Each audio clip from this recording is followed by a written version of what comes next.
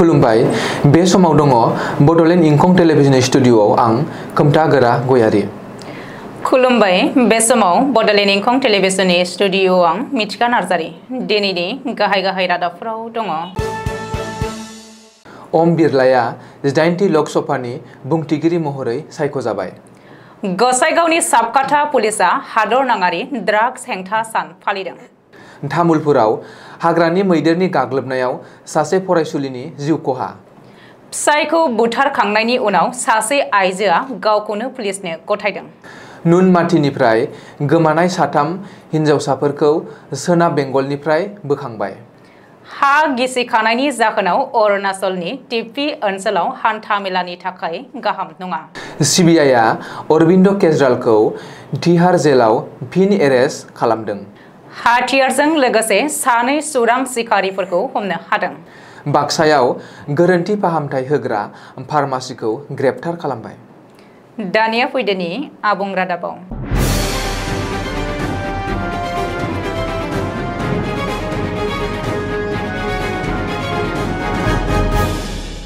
लकसभानि बारगो बुंथिगिरि ओम बिरलाया फिन खनसेबाव एबा 18थि लकसभानि बुंथिगिरि महरै सायख'जाबाय।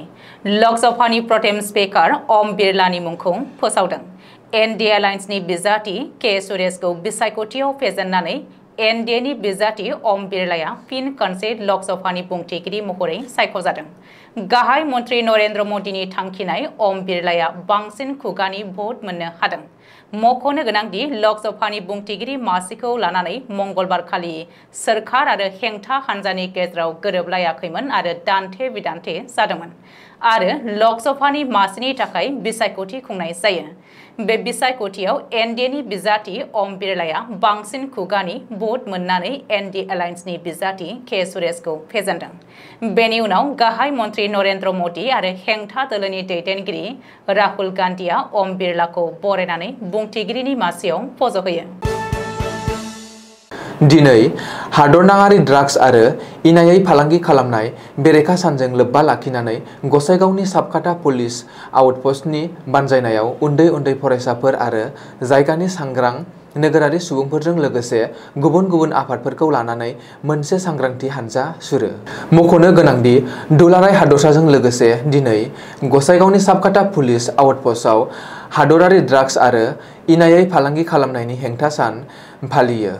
साबकाथा आउटपस्ट पुलिसनि गाहाय मावख'गिरि शिव प्रसाद कलितानि दैदेननायाव साबकाथा आनन्द मठ जातीय बिद्यालयनि उन्दै फरायसुला फरायसुलिफोरजों लोगोसे साबकाथा ओनसोलनि सांग्रां नोगोरारि रायजोफोरा आखायाव बेनार आरो प्लेकार्ड लानानै साबकाथा पुलिस आउटपस्टनिफ्राय आनन्द मठ जातीय बिद्यालयसिम हानजा सुरनानै रायजोफोरखौ हादरनाङारि ड्राग्स आरो इनायै ड्राग्स फालांगि खालामनायनि फारसे सांग्रां खालामनायनि नोजोरजों हानजा सुरनाय हाबाफारिखौ खालामो। जरहाट जिल्लायाव सासे आइजोआ गावनि फिसायनि खर'खौ दानस'नाय जाथाया ओनसोल नाङैनो दुंहाव थासारि सोमजिहोदों। बे गिख्रंथाव जाथाया मरियानि ओनसोलनि हेलिका इस्टेट साहा बागानाव जादोंमोन। सुलुङाव फोरमायथिनाय बायदिब्ला नखरनि दावराव दावसि जानायनि थाखाय बिसिया मंगलबारखालि गावनि असे फिसायखौनो गोदोना दानस'नानै जिउ फोजोबदोंमोन होननानै मिथिनो मोन्दों। थैनाय सुबुंखौ सुरजित रवि दास होननानै सिनायथिदों। बे दायखौ मावखांनायनि उनाव आइजोआ मरियानि पुलिसनो गावखौ गथायहैदों। गुवाहाटी नोगोरमानि नुनमाथिनिफ्राय गोमानाय साथाम हिन्जावसाखौ बोखांनो हाबाय नुनमाथि पुलिसा। नुनमाथि पुलिसा साथाम उन्दै हिन्जावसाखौ नसुं रायजो सोनाब बेंगलनि निउ जलफाइगुरि रेल स्टेशननिफ्राय बोखांनो हादों। बुधबारखालि सोरांसि फुंबिलियाव रेल स्टेशननिफ्राय बोखांदों साथाम उन्दै हिन्जावसाखौ। बिनि उनाव साथामबो हिन्जावसाखौ नुनमाथि पुलिसा थानायाव लाबोनाय जायो। मख'नो गोनांदि समबारखालि फरायसालियाव थांनायनिफ्रायनो गोमादोंमोन नुनमाथि नेपालि सकआव थानाय पाब्लिक स्कुलनि 8 थाखोनि साथाम फरायसुलिया। बै साथाम फरायसुलिखौ फारियै मनजुयारा पारभिन 14 बोसोर, आरिफा सुल्तान 14 बोसोर आरो रश्मि रेखा बरा 13 बोसोर होननानै मिथिनो हादों। नखरनि सोद्रोमाफोरनि एजाहार होनायखौ बिथा खालामनानै संदाननायनि उनाव साथामबो हिन्जावसाखौ बोखांनो हायो। रिपर्ट बादिब्ला सोरबा दुथांनि जेआव नांनानै बे साथाम हिन्जावसाया रेलजों महाराष्ट्र मुम्बाइ फारसे थांगासिनो दंमोन। नाथाय बे साथाम हिनजावसाखौ सोर आरो मानि थाखाय मुम्बाइआव लांनो नाजादोंमोन बेनि बागै दासिमबो मिथिनो हानाय जायाखैब्लाबो पुलिसनि नायबिजिरनायाव गासैबो सोराङाव फैगोन। गोबां अखा हानायनि जाहोनाव अरुणाचल प्रदेशनि टिपि ओनसोलाव हा गिसिखानाया मैखोमै गोहोम खोख्लैनायखौ नुनो मोनदों। सुलुंनिफ्राय मिथिनो मोननाय बायदिब्ला गोबां अखा हानायाव बुधबारखालि हाजोनि हाया गिसिखानायनि जाहोनाव गिदिर गिदिर अन्थाइफोरा गोग्लैबोनानै बमदिला सेप्पा टावां फोनांजाब लामायाव मटर गारि हान्था मेलानि थाखाय राहा गोथे जानायखौ नुनो मोनदों। दिनै फुंनि समाव लामायाव होथेनाय अन्थाइ आरो राहा गोथे जानानै थानाय गारिफोरखौ बाहेरायाव बरननो थाखाय फोसाबगासिनो दं होननानै मिथिनो मोननाय जादों। बेनि अनगायैबो थांनाय 23 जुन खालि इटानगराव 10:30 रिंगासोआव हरखाबै जोमैया बेफ्रुसारनानै नोगोरखौनो दैबानाजों लोमसाव होनानै जायगानि थागिबिफोरखौ गोबां खहा खालामदोंमोन। लोगोसेनो गोबां अखा हानायनि जाहोनाव NH 415 राजा लामायाबो खहा जादोंमोन। खैफोदा नागाराखै दिल्लीनि गिबि मन्थ्रि अरविन्द केजरीवालखौ। जोबथेसालियाव फिन एरेस्ट खालामदों केजरीवालखौ। मिथिनो हानाय बादिब्ला मंगलबारखालि CBIआ तिहार जेलाव फिन एरेस्ट खालामदों केजरीवालखौ। बेनि उनाव दिनै बिजिरसालियाव हाजिर खालामदों केजरीवालखौ।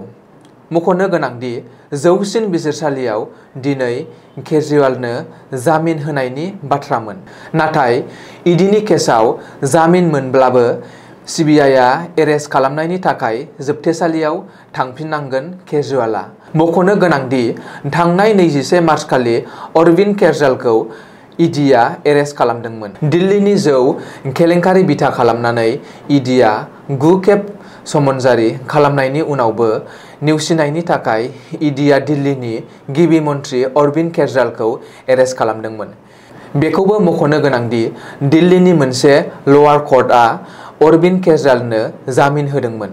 नाथाय बेनि हेंथायै इडिआ केजरीवालनि जामिनखौ होबथानो दिल्ली गोजौ बिजिरसालियाव आर'जलाइ होनायनि उनाव दिल्ली गोजौ बिजिरसालिया केजरीवालनि जामिनखौ होबथानो बिथोन होदोंमोन।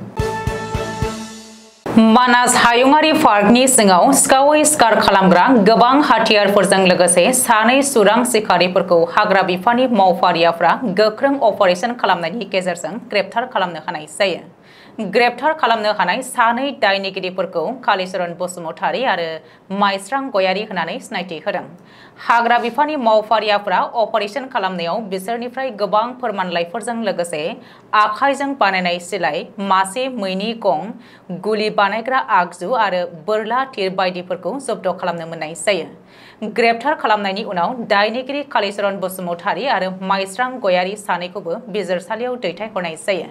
बेनि अनगायैबो आयेन बेरेखायै सुरां सिखारि खालामग्रा माखासे सुबुंफोरखौ हाग्रा बिफाना संदाननाय खामानिया सोलिगासिनो दं होननानै मिथिहोदों। बाक्सा जिल्लानि सिङाव थानाय माजारगावआव गंसे फार्मासिनि बिगोमाया सासे सुबुंखौ गोरोन्थि फाहामथाय होनानै दुखुनांथावै जिउ खहा खालामनायनि दायाव ग्रेप्तार खालामनाय जायो। बे जाथायाव जिउ खहा जानाय सुबुंखौ खाथालपारा गामिनि बाबुल रामसियारि होननानै मिथिनो मोननाय जादों। सुलुङाव फोरमायनाय बादिब्ला बाबुल रामसियारिया आथिं सानायखौ फाहामनो थाखाय जायगानिनो फार्मासि आसिफुल मेडिकेलाव थांनानै न'आव फैफिननायनि उनावनो बेनि देहाया बारानिफ्राय बारा गाज्रिसिन जायो, जायनि जाहोनाव जोबनायाव थैनायखौ गोबानानै लानांगौ जायो। जायगानि सुबुंफोरा फोरमायथिनाय बादिब्ला फार्मासिस्ट जुरान आलीआ बाबुल रामसियारिखौ गंसे इन्जेक्सन होनायनि उनावनो बेबादि जाथाया जादों होननानै मिथिनो हादों। बे जाथायनि बागै ओनसोलनि सांग्रां सुबुंफोरा जुरान आलीनि सोलोंथाइनि फारसे आरो बेनि फार्मासिस्टनि नंगुबै फोरमान गैया लासेनो खामानि मावगासिनो दं नामा बेनि फारसे गोख्रों सोंलु दिखांनायखौ नुनो मोनदों।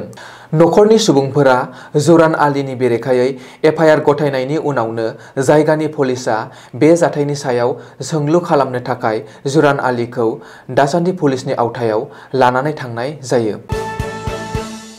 दिनैनि रादाबा एसेनोसै। गोजोन्थों। गोजोन्थों।